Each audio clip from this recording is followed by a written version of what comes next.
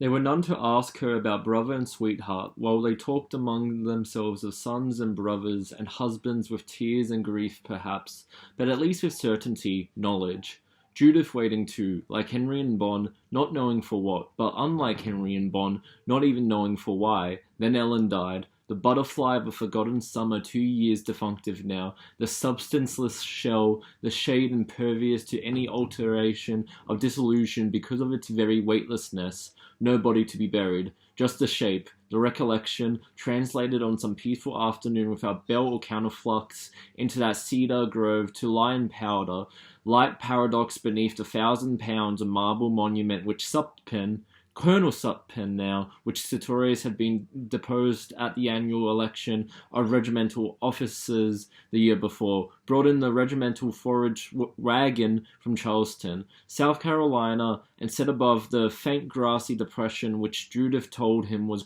Ellen's grave. And then her grandfather died too, starved to death, nailed up in his own attic, and Judith doubtless inviting Miss Rosa to come out to Supton's 100 to live, and Miss Rosa declining, waiting, too apparently upon this letter, this very direct word from Bon in 4 years, and which, a week after she buried him too, beside her mother's tombstone, she brought to town herself in the surrey drawn by the mule which both she and Clytie had learned to catch and harness, and gave to your grandmother, bringing the letter voluntarily to your grandmother, who, Judith, never called on anyone now, had no friends now, doubtless knowledge no more why she chose your grandmother to give the letter to than your grandmother knew, not thin now but gaunt, the Supton skull showing indeed now through the worn, the cold field flesh, the face which had long since forgotten how to be young and yet absolutely impenetrable, absolutely serene, no mourning, not even grief, and your grandmother saying, "Me? You want me to keep it?"